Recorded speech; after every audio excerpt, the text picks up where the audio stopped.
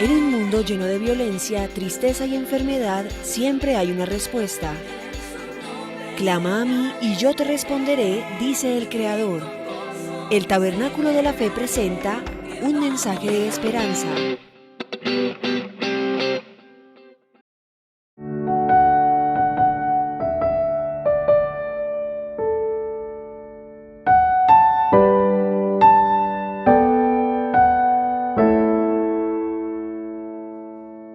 Una de las noticias más preocupantes en más de un año de pandemia que hemos vivido no es la crisis económica en la que se enfrentan las naciones, ni la agenda del nuevo orden mundial, tampoco la aparición del anticristo, ni la cifra de infectados. Han fallecido muchas personas que esta pandemia va a dejar como marca para las generaciones que vienen, para la historia. ¿Cuántos millones han partido a causa del virus? Y seguro los que partirán todavía, porque esto va para largo. No se va. Algunos piensan que la vacuna ya no superó todas las cosas. No es cierto, no nos hagamos ilusiones. La vacuna puede ayudarnos, que si le da el virus, puede mitigarlo un poco y quizás puede pasar adelante, pero no lo hace inmune a nadie, así que entendamos esa situación. Así que quisiera hacerles una pregunta. ¿Cuál creen ustedes que es lo que el diablo no quiere que el mundo sepa, que el mundo se preocupe, que el mundo esté enterado? ¿Qué piensan de esa pregunta? ¿Qué es lo que el diablo no quiere que tú estés convencido, que la gente esté convencida y que nosotros podamos entender esos principios? Que bueno, es una pregunta muy interesante. ¿Puedes pensar por un momento? Es una pregunta muy íntima que usted debe hacerse.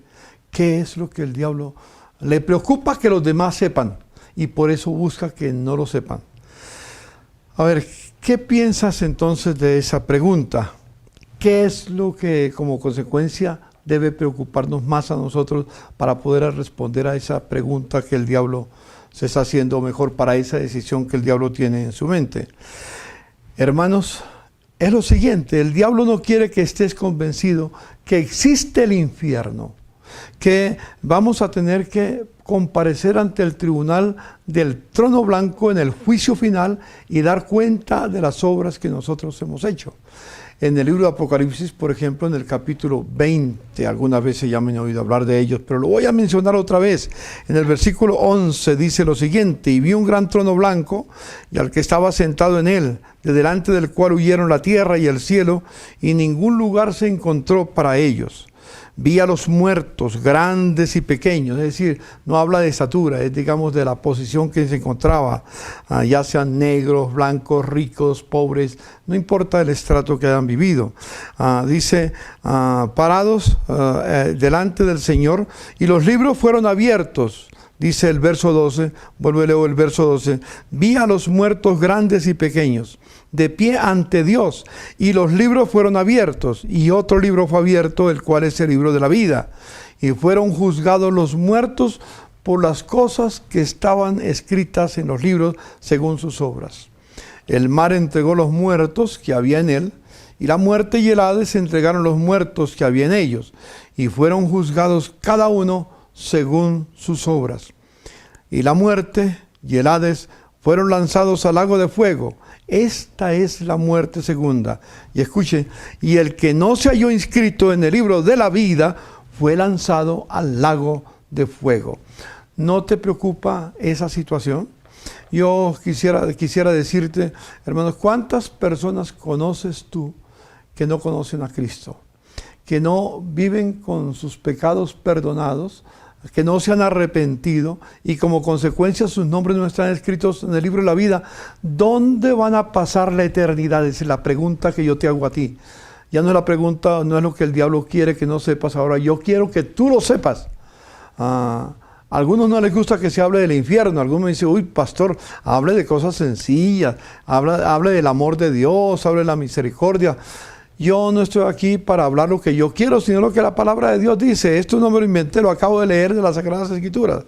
Así que el infierno es una realidad que existe. Dios no está contándonos un mito, una leyenda para asustarnos. No, es la verdad que vamos a vivir. Si ustedes recuerdan en la historia, yo llamo historia, del rico y Lázaro, que está escrita ya en el Evangelio según San Lucas, capítulo 16, del verso 15 en adelante, si no me equivoco. Ahí en esa parábola, o no, en esa historia, ¿por qué historia? Porque da un nombre propio. En las parábolas nunca se da nombre propio. Y aquí hay un nombre propio que es muy interesante. Había un rico y había un mendigo que se llamaba Lázaro. Y no empieza diciendo el reino de los cielos es semejante a un rico y a un pobre que se encontraba en ese... No dice el reino de los cielos es semejante. Cuenta una historia. Ahora, esa es mi convicción, por lo menos debemos de leerla como está escrito. Dice que murió, el mendigo llegaba a la casa del rico y para que si le daba algún mendrugo de pan, y realmente el rico no se preocupaba, pues de vez en cuando le daba unas cositas ahí por lástima nada más. Pero dice la Escritura que murió el mendigo, murió Lázaro y fue llevado por los brazos de los ángeles a la presencia del Señor. Pero murió también el rico. Es que eso es interesante. No solamente mueren los pobres, los ricos también mueren. No importa la situación que tú y yo vivamos en la tierra, no importa la posición que tengamos en el mundo. Vivimos en un mundo que está condenado a pena de muerte. Escúcheme. A veces nos preguntamos si la pena de muerte es válida o no es válida. Déjeme decirle que a los ojos de Dios la pena de muerte es válida. Todos moriremos, tú y yo. No importa la posición que tenemos, tarde o temprano, pequeño, grande, niño, adulto, rico, pobre, blanco, amarillo, no importa lo que sea. Todos moriremos algún día. Yo ya cumplí 81 años y yo sé que a cualquier momento voy a partir a la eternidad. Posiblemente algunos de ustedes partan primero que yo. Yo no sé, o yo parta primero que ustedes. El día y la hora nadie lo sabe, pero la realidad es que viene. Murió el rico también y cuando llegó al rico se halló en el infierno. Y Lázaro allá en el seno de Abraham. Disfrutando de las bendiciones de Todopoderoso.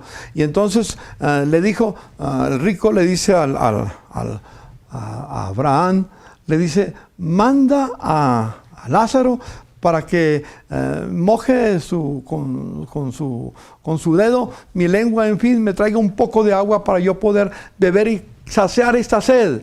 Y el Señor, a Abraham le responde diciendo, nadie puede pasar de aquí para allá, ni de allá para acá, porque una gran cima nos separa. Ya eso es irremediable completamente. Y después le dice, entonces por lo menos, por favor, mande a Lázaro para que le anuncie a mi familia, a los amigos que tengo, que se arrepientan para que no venga a este lugar. Y entonces le dice, Abraham le dice, si no oyen a Moisés y a los profetas, tampoco oirán si alguien se levantara de entre los muertos.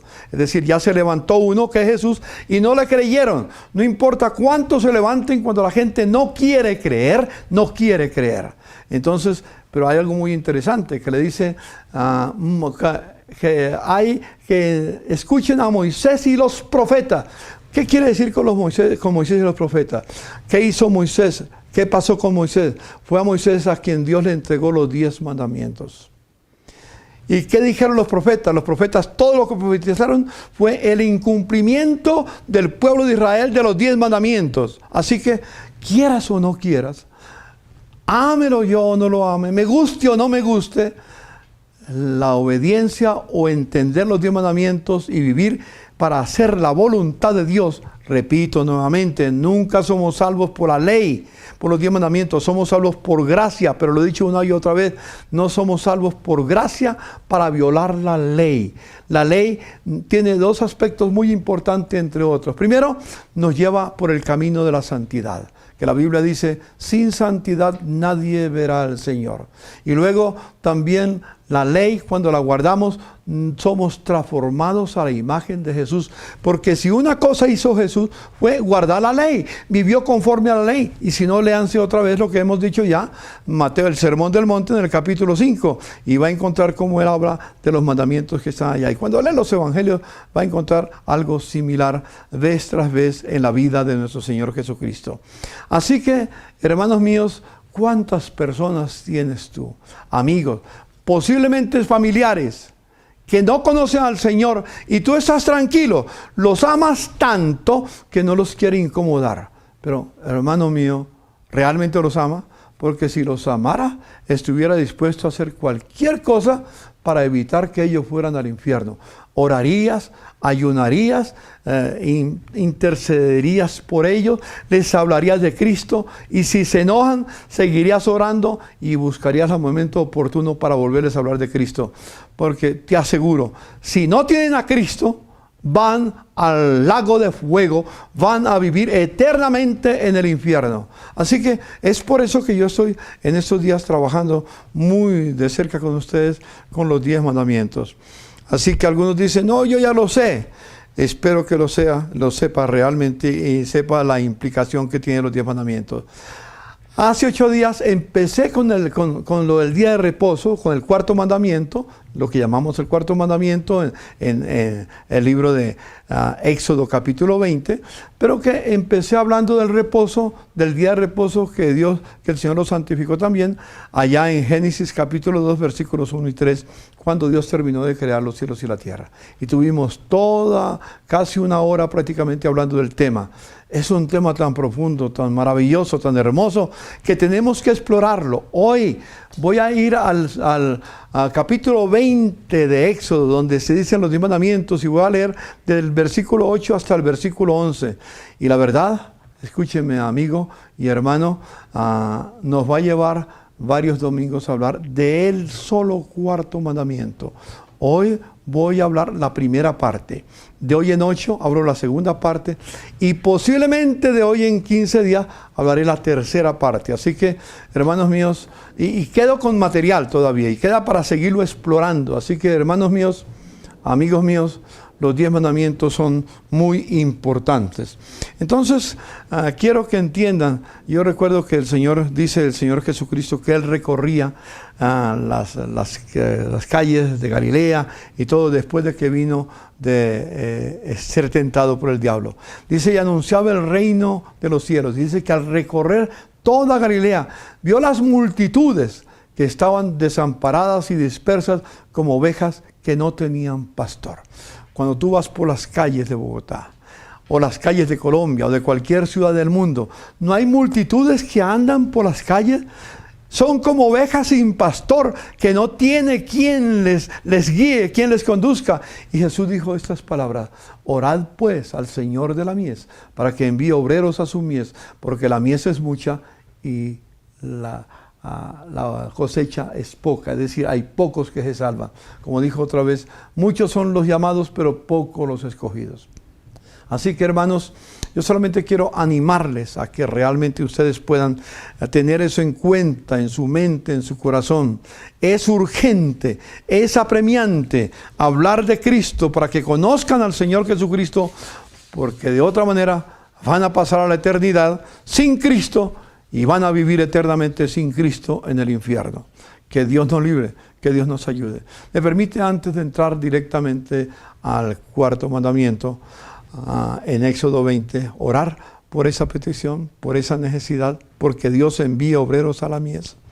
Y tal vez algunos de ustedes tienen miedo de orar, decir que Señor envía obreros a la mies, porque quizás piensa que Dios te va a escuchar la oración, y entonces Dios te va a decir: escucho tu oración y ve tú y anuncia entonces que la mies es mucha y los obreros poco. Te escojo como obrero.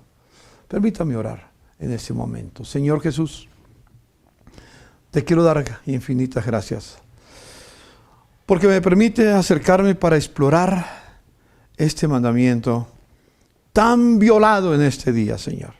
Yo creo que los mandamientos más violados por el mundo y por la iglesia es el cuarto mandamiento. Todos son violados. Pero, Señor, inclusive los cristianos violamos con frecuencia, constantemente. Queremos ignorar el cuarto mandamiento y por eso el día de reposo para nosotros no tiene lugar. Que tú has diseñado que esté ese lugar en nuestro corazón, Señor. Por eso, ayúdanos. En el dulce nombre de Jesús te lo pido, Padre Celestial. Amén. Yo quisiera este momento entonces leer en el libro de Éxodo. Si ustedes van conmigo nuevamente, perdónenme que siga insistiendo, pero no puedo dejar de volver a leer, repetir y repetir y repetir, a ver si por lo menos en algún momento se acuerdan de alguno de ellos o lo saben los 10 mandamientos. Lean conmigo el capítulo 20 de Éxodo. Vamos a leer solamente, para abreviar, solamente porque el tiempo va, vamos a leer desde el verso 8 al versículo 11, que es el cuarto mandamiento. Dice así: acuérdate del día de reposo para santificarlo. 6 días trabajarás y harás toda tu obra, mas el séptimo día es reposo para Jehová tu Dios. No hagas en él obra alguna, tú, ni tu hijo, ni tu hija, ni tu siervo, ni tu criada, ni tu bestia, ni tu extranjero que está dentro de tus puertas. Porque en 6 días hizo el Señor los cielos y la tierra, el mar y todas las cosas que en ellos hay, y reposó en el séptimo día. Por tanto, Jehová bendijo el día de reposo y lo santificó. Entonces, así que preparémonos, vamos a despegar. Como dicen en las empresas aéreas, cuando está uno sentado en la silla y van a prender el avión para carretear, dice: abróchese el cinturón que vamos a despegar. Y cuando van a aterrizar también le dice: abróchese el cinturón que vamos a aterrizar. Así que, hermanos, ya sea que despeguemos o que aterricemos, abrochémonos el cinturón para escuchar lo que el Señor dice en cuanto al cuarto mandamiento. Hace 8 días, como dije, hablé del el momento en que Dios terminó los cielos y la tierra, y dije varias cosas de lo que pasaba. Lo primero que dije fue: ¿cuál fue el primer día que el hombre vivió en la tierra? Interesante. El hombre vivió el primer día, el día que Dios descansó. ¿Cuál descansó? Descansó el séptimo. ¿Qué día vivió el hombre? El primer día. El primer día de la vida del hombre fue un día de descanso. Por eso estaba mencionando que nosotros creemos, porque Jesús vino a restaurar lo que se había perdido en el Edén. Y si el hombre nació para guardar el día de reposo, el primer día de la semana como día de reposo, nosotros también, y por eso lo vamos a ver vez tras vez. Así que fue eso lo que dije en primer lugar. También mencioné que Dios no le dio al hombre el mandamiento de guardar el día de reposo, no se lo dio. Interesante, quisiera ahondar en todo, pero solamente menciono rápidamente lo que dije. Hablé también que Dios bendijo el día de reposo, que Dios santificó ese día, que Dios bendijo al hombre al crearlo y soplar el aliento de vida en su nariz, que el hombre comenzó a vivir en bendición, que el hombre descansó en la obra que Dios había realizado, que nosotros descansamos también en la obra de redención que Cristo realizó en la cruz de Calvario y en el jardín, en la tumba del jardín. Que Dios vio todo lo que había hecho y aquí que era bueno en gran manera. También hablé así rápidamente de la importancia de no dejarnos de congregar como algunos tienen por costumbre. Escúcheme eso. No me voy a demorar porque lo dijimos hace 8 días. Quizás en alguna otra parte, en unos 15 días, vuelvo a tocar el tema. Y también hablé de que los días se contaban por números. Primer día, segundo día, tercer día, cuarto día. No por lunes, martes, miércoles, jueves, viernes, sábado. Si usted mira el libro de Génesis, el capítulo 1, dice: el primer día Dios hizo tal cosa. El segundo día Dios hizo tal otra cosa. El tercer día Dios hizo. Y así pasa toda la semana. Primer día, segundo día, tercer día, cuarto día.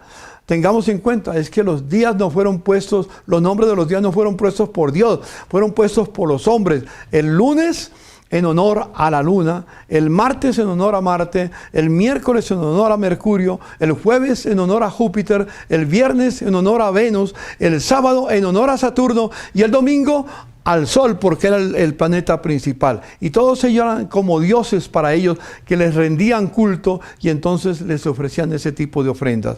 Así que no confundamos que el sábado de hoy era lo mismo que se aconteció inicialmente. La palabra sábado significa descanso, significa reposo. No significa lo que llamamos hoy el sábado en nuestra sociedad. Por eso tengámoslo en cuenta, fue parte de lo que les mencioné, pero vamos a seguir aclarándolo en el camino.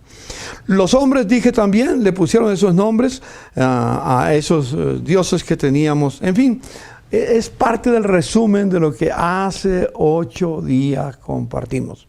Hoy vamos a seguir adelante en el cuarto mandamiento. Dice, comienza el versículo 8 diciendo, acuérdate del día de reposo para santificarlo. ¿Qué día es el día de reposo? Es una pregunta que nosotros debemos hacernos. Era el día en que se agradecía a Dios por poder ser bendecidos por el Señor, por haber sido liberados como fue el pueblo de Israel de Egipto. El día de gratitud por todo lo que había hecho el Señor por nosotros. Eso significa reposar, es decir, descansar en la obra que Dios hizo por nosotros, en ese caso para nosotros los cristianos hoy en día, en la cruz del Calvario. Para los israelíes, en ese tiempo, lo que Dios había hecho al sacarlos de la tierra de Egipto. Si ustedes recuerdan el verso 1 del capítulo 20, dice que habló Jehová Dios todas esas cosas diciéndote que Dios los había liberado de la tierra de Egipto. A nosotros no nos ha liberado de la tierra de Egipto, pero nos liberó del pecado. ¿Cuándo nos liberó del pecado? Con la muerte de Cristo en la cruz del Calvario y su resurrección. ¿Y cuándo resucitó Jesús? El primer día de la semana. Por eso para nosotros el primer día de la semana es glorioso, porque si Jesús no hubiera resucitado, como dijo el apóstol Pablo, vana sería nuestra fe, vana sería nuestra predicación, porque estaríamos igual que Jesús hubiera sido igual que cualquier profeta o cualquier fundador de religiones como Buda, con Confucio o Mahoma o cualquiera de ellos. Todos murieron y se acabó. Pero ¿sabe cuál es la diferencia de Jesucristo? Que Jesucristo resucitó al tercer día, el primer día de la semana, y porque Él vive, nosotros también viviremos. Tú y yo vivimos porque Él vive. ¡Qué maravilla! Eso es lo que significa el día de reposo, el día de descanso. Y no solamente eso, sino que hizo algo más. Vamos a ver, hermanos míos, en lo que estoy aquí. Quiero mencionar que este mandamiento está dividido en dos aspectos, lo positivo y lo negativo. Escúcheme, está el lado positivo, es decir, lo que debemos hacer en nuestra vida. En ese mandamiento está lo que debemos hacer. ¿Sabe qué es lo que debemos hacer? Primero, dice el versículo 9, 6 días trabajarás y harás toda tu obra. Ese es el aspecto positivo. El trabajo, nosotros no podemos pretender descansar si no hemos trabajado. Hay gente que pretende guardar el día de reposo porque el día de reposo, el domingo o el sábado, como lo quiera guardar, no hace nada. Pero ¿y el resto de la semana qué hizo? La semana anterior, ¿trabajó de lunes a sábado o de lunes a viernes? ¿Trabajó realmente? Algunos están esperando que un golpe de suerte, que se gane en la lotería, por ejemplo, que se muera la abuelita o el abuelito o el papá, la mamá y les deje la herencia porque ellos quieren disfrutar. Esperan un golpe de suerte. No esperes el golpe de suerte. Dios no espera que nosotros esperemos un golpe de suerte para tener lo que necesitamos para vivir, para agradecerle al Señor, para desarrollar nuestros talentos y capacidades. El trabajo, y yo dije hace 8 días, el trabajo no es una maldición, el trabajo es una bendición. Cuando uno está sin Cristo, tal vez el trabajo es una maldición, es una carga. Pero para el cristiano no. Para el cristiano el trabajo es una bendición, es un deleite, es una alegría, es un gran gozo. Espero que me haga entender, hermanos. Y alguien me dice, bueno, sería bueno trabajar si yo tuviera un trabajo de gerente, de un gran alto ejecutivo magnífico, pero barriendo las calles. Hermanos, no, el Señor no dijo cuál clase de trabajo es más digno que el otro. Todos los trabajos son dignos. Cualquier cosa que hagas, hazlo para gloria del Señor con gratitud. Trabaja como Dios quiere que tú trabajes. Es más, el apóstol San Pablo dijo unas palabras que allá en 2 Tesalonicenses capítulo 3, creo que es el verso 10 y 12, dijo: hermanos, sé que algunos andan de casa en casa sin hacer nada. Y yo les digo, si alguno no quiere trabajar, que tampoco coma. Y esa es una situación que tenemos que tener en cuenta. Y tenemos que enseñar a nuestros hijos a trabajar desde niños. ¿Por qué no le enseñamos a los niños a trabajar desde su temprana edad? Si es que tienen que aprender que el trabajo es un deleite. No los trabajos de explotación que se usan hoy muchas veces. No me refiero a que reconozcan la dignidad del trabajo. Por ejemplo, que tiendan la cama. Por ejemplo, que ayuden a la mamá en la lavada de la loza, en los cuchillos, los cubiertos, que tiendan la mesa, que la preparen. En fin, tantas cosas que hay que hacer en la casa. Por ejemplo, que no dejen la ropa tirada, que los zapatos no estén por un lado y las medias por otro lado, y esperan que la mamá sea la que tiene que hacerlo. No, enséñales a trabajar. Yo recuerdo mi padre me enseñó esta verdad desde muy niño, y quizás por eso me acostumbré a trabajar desde niño. Yo me levanto todos los días de 2 a 3 de la mañana, no importa cualquier día, porque amo el trabajo en lo que sea necesario. En este caso, estudiar la palabra del Señor. Antes yo era sastre y me levantaba a las 3 de la mañana, 2 de la mañana, a veces pasaba la noche entera haciendo pantalones, haciendo sacos, haciendo ropa, inclusive hacía la ropa para la guerrilla. Pero a mí era un deleite. La guerrilla de esa época, que es muy distinta a la de ahora. Mi padre me enseñó esta palabra: el que no enseña a un hijo a trabajar, lo enseña a robar. Porque él quiere vivir de alguna manera. Y si no gana trabajando, entonces va a necesitar dinero y va a robar. Hermanos, no enseñes a tu hijo a robar, enséñalo a trabajar. Tengamos en cuenta todo eso, y es tiempo de que nos despojemos. Ay, qué pobrecito, es que está cansado, es que estudió mucho, es que la verdad se acostó tarde anoche viendo televisión y jugando muchas cosas, en fin. Todo lo que los hijos tienen como disculpa: mire, es que duró hasta tarde viendo el partido entre el Barça y el Real Madrid, y era a las 12 de la noche, vio la repetición y se acostó tarde. ¿Para qué lo voy a levantar? ¿Para qué lo voy a hacer trabajar? Hermano, el que no enseña a un hijo a trabajar, lo enseña a robar. Téngalo en cuenta, hermanos, que Dios nos ayude. A veces nosotros cometemos errores muy grandes. Así, debes trabajar y ser sabio en la administración de esos recursos que adquiriste con lo que Dios te ha dado. Dios te dio el oxígeno para respirar. Si no existiera oxígeno en la tierra, ¿podrías vivir? ¿Podrías vivir un minuto sin oxígeno? No puede. Ahora he estado leyendo que de Estados Unidos la NASA envió un aparato a Marte y ya convirtió lo que encontró allá en oxígeno, porque sabe que se necesita el oxígeno. Uno no puede vivir sin oxígeno, y Dios te ha dado el oxígeno para vivir. No solamente te dio el oxígeno para vivir, para respirar, te dio tiempo para vivir y producir. El tesoro más grande que tenemos es el tiempo. Hermano, el tiempo que pasa nunca lo podrás recuperar. Recuerde, el tiempo que pasa nunca lo podrás recuperar. Te dio sabiduría, te dio talentos, te dio dones, te dio capacidades, te dio oportunidades. ¿Cuántas cosas Dios te ha dado? Dale gracias a Dios y bendice el día de reposo, porque en ese día le agradeces a Dios tantas oportunidades que Dios te ha dado en este mundo, en la vida. Así que, por ejemplo, cada día al despertar debemos dar gracias a Dios, no solo porque nos dio la vida, sino porque ese día es para producir, para administrarlo sabiamente, no importa, repito, la clase de trabajo que nosotros realicemos. Hermanos míos, es un gran desafío. Yo bendigo al Señor por los 10 mandamientos y bendigo al Señor por el cuarto día. Como dice en el libro de Isaías, como lo vamos a ver más adelante, vamos a mirar un pasaje de Isaías. Pero es un día, debe ser un día de deleite, de gozo, para decirle, Señor, gracias por tu infinito amor. Gracias porque me concedes un día más en la vida, porque me concedes un año más, tu cumpleaños, el aniversario. Gracias porque nos concedes un aniversario más. Ese es un don de Dios, es un regalo de Dios. No es un accidente, no es un aspecto cultural. Es un aspecto que Dios diseñó para que tú aprendas y para que yo aprenda a vivir siempre agradecido con Dios. La verdad, somos un pueblo que no hemos aprendido el valor de la gratitud.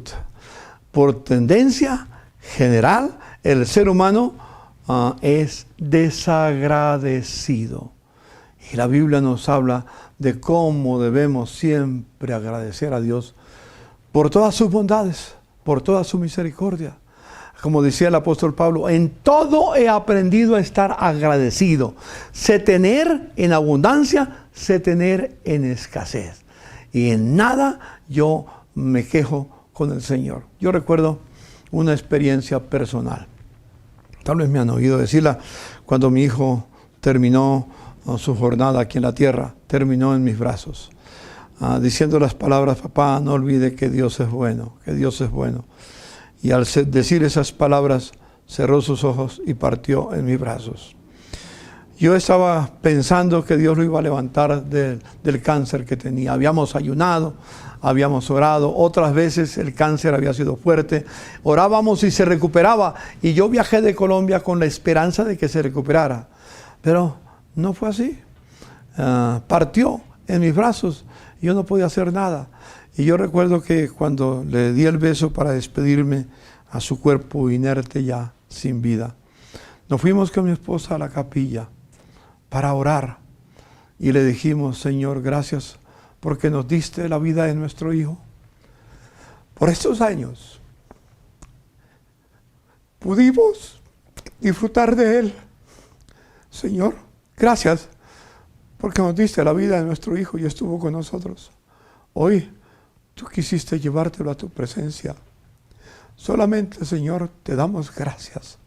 Nunca cuestionamos a Dios. Nunca le dijimos a Dios, Señor, ¿por qué si él era joven, todavía tenía mucha esperanza, tenía sueños? Él quería ser senador de la República de los Estados Unidos y estaba preparándose, no sé con cuál partido, si con republicanos o demócratas, porque nunca tocamos en el tema, pero tenía el sueño de un día llegar a ser, ya era ciudadano norteamericano, llegar a ser un senador o representante de la Cámara Baja en los Estados Unidos. Quería estar en el Congreso de la República, pero a Dios no le plació. Conocía sus sueños, quería ver a sus hijos levantarse y ser profesionales.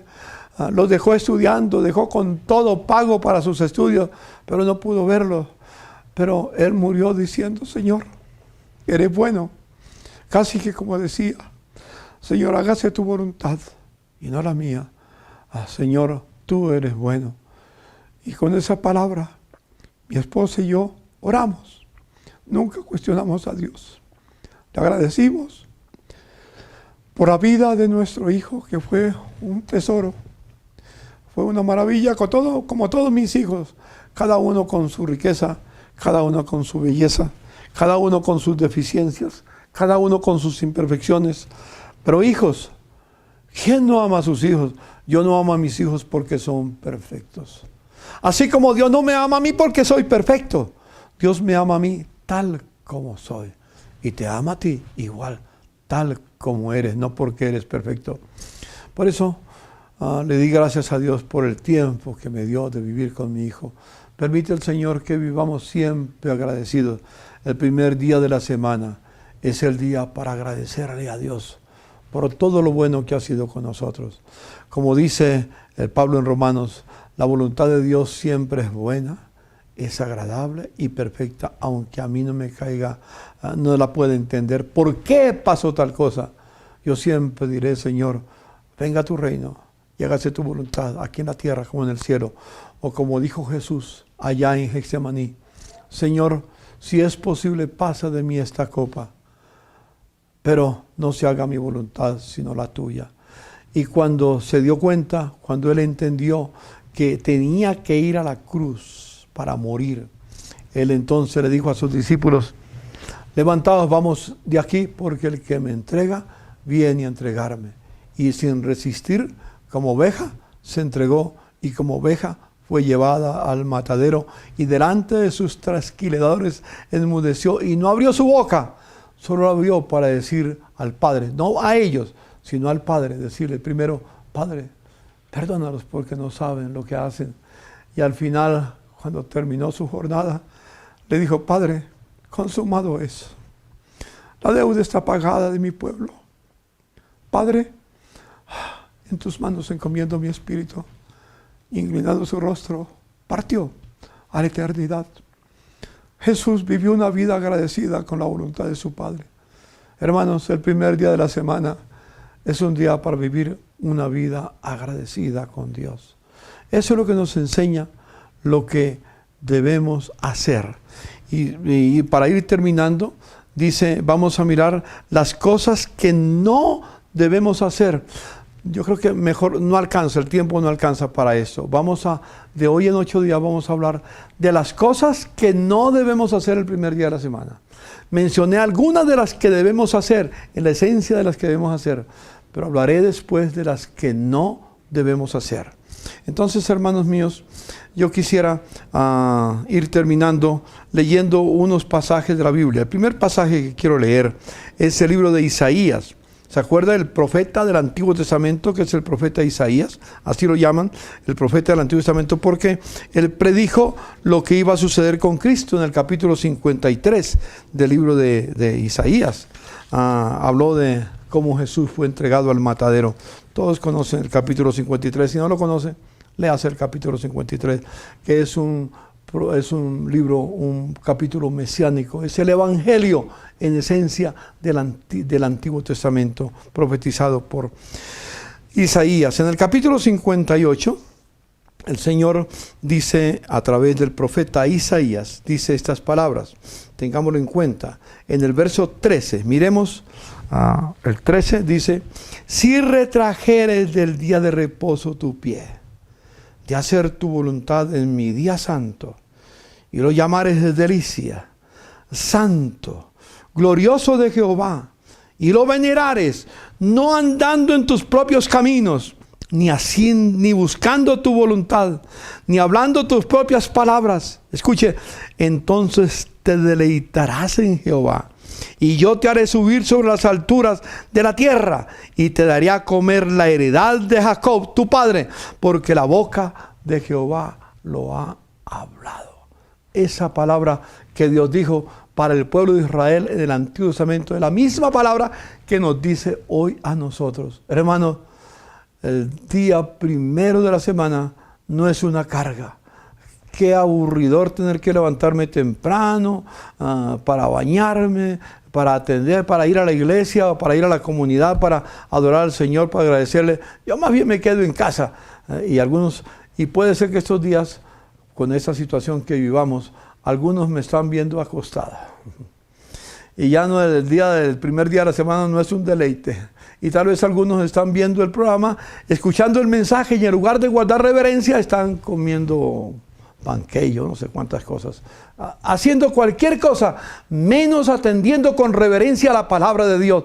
Hermanos, yo te pido en el nombre de Jesús, este día, el primer día de la semana, es el día de reposo para vivir agradecido con Dios. Prométale al Señor que serás una persona agradecida con Dios, y siempre en el primer día de la semana, en el día de reposo, le dirás, Señor, gracias por todo lo que has hecho, y adórale con todo tu corazón. Esa palabra es muy importante. Si ustedes leyeran, no tengo tiempo para leer el Salmo 92, que es el Salmo del día de reposo. Escuche, Salmo 92 es el Salmo del día de reposo. Y el Salmo 100 es aquel que dice, respondiendo a aquello, yo me alegré con los que me decían, a la casa del Señor iremos, estaremos alegres. El Salmo 100 dice algo muy interesante. Lo cantábamos hace tiempos, y ya se me está pasando por alto. Déjeme leerlo en las Sagradas Escrituras. Lean conmigo el Salmo 100, hermanos míos. Mire lo que dice: cantad alegres a Dios, habitantes de toda la tierra, servid a Jehová con alegría, venid ante su presencia con regocijo, reconoced que Jehová es Dios, que Él nos hizo y no nosotros a nosotros mismos, pueblo suyo somos y ovejas de su prado. Entrad por sus puertas, por las puertas del templo, con acción de gracia. Escuche, por sus atrios con alabanza, alabadle, bendecid su nombre, porque Jehová es bueno y para siempre su misericordia y su verdad por todas las generaciones. Hermanos, Salmo 100, Salmo 92, el Salmo 1, ¿se acuerdan? Bienaventurado el varón que no anduvo en camino de pecadores, no estuvo en consejo de malos, ni en camino de pecadores ha andado, ni en silla de escarnecedores se ha sentado, sino que en la ley del Señor está su delicia, y en su ley medita de día y de noche. Será como árbol plantado junto a corriente de agua, que da su fruto a su tiempo y su hoja no cae, y todo lo que hace prosperará. Y luego el Salmo 19, cuando menciona cómo la gloria de Dios está en los cielos, cómo un día al otro día emite su mensaje. No hay dicho, no hay palabra, pero por toda la tierra salió la manifestación de su gloria. Hermanos míos, el primer día de la semana es un día para decirle al Señor gracias por tanta bondad, por tanta misericordia para con nosotros. Este es un día especial para los redimidos por la sangre de Jesucristo. Es el día en que celebramos la victoria de Jesús en la cruz, la cruz y en el huerto. Es decir, en la cruz donde murió y el huerto donde fue enterrado, que fue testigo de su resurrección. No está aquí, dijeron los ángeles, ha resucitado. Qué importante es el día de reposo, porque vamos a anunciarle. Primero, dale gracias a Dios porque levantó de los muertos a nuestro Señor Jesucristo, y porque Él vive, nosotros también viviremos. Y qué bueno poder decirle a los demás: Jesús no está en la tumba. Yo he ido a Jerusalén muchas veces, y uno de los sitios que me gusta ir, que es conmemorativo de la resurrección de Cristo, es el huerto del jardín. Y ahí he entrado en una tumba que está vacía. Yo no sé si esa es la tumba o no es, pero representa lo que es la tumba vacía. Y uno entra con fe y siente una fragancia espectacular. Tal vez fue el sitio, yo no sé, pero no importa. El hecho es de que Jesús resucitó. Y la fragancia de la tumba vacía puede inundar tu casa, puede inundar tu vida, puede inundar tu hogar en este momento. Como decía alguien burlándose de los cristianos viven de la fragancia de una tumba vacía.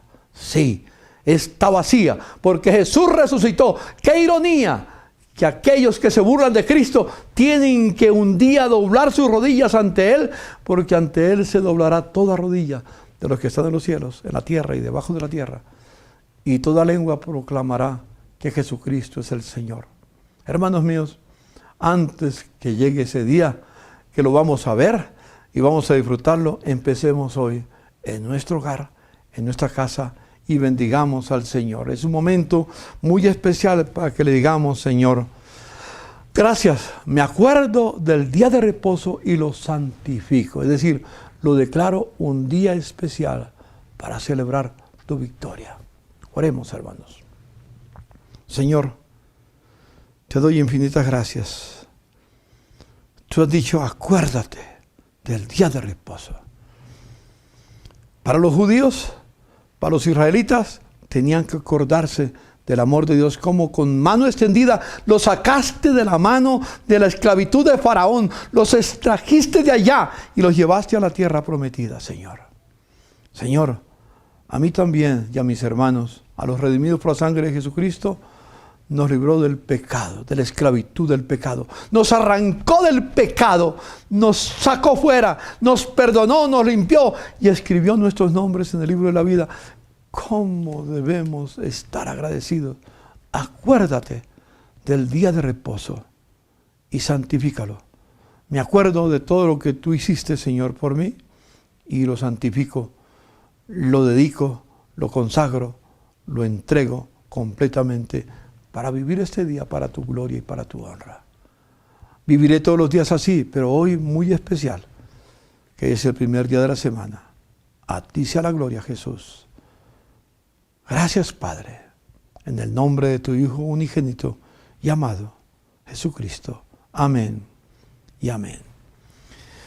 Mi querido hermano, yo te bendigo en el nombre del Señor. Gracias a Dios por poder llegar hasta su hogar para mencionar esta palabra. Estudia los mandamientos, medítalos. De hoy en 8 días continuaremos. Y le voy a dejar una tarea. Léase el Salmo 92. Que el Salmo 92 es el salmo para cantarlo el día de reposo, el día de descanso, el día en que agradecemos a Dios. Hermanos, les bendigo y les espero mañana a la reunión de oración que tendremos a las 6 de la tarde. Bendiciones.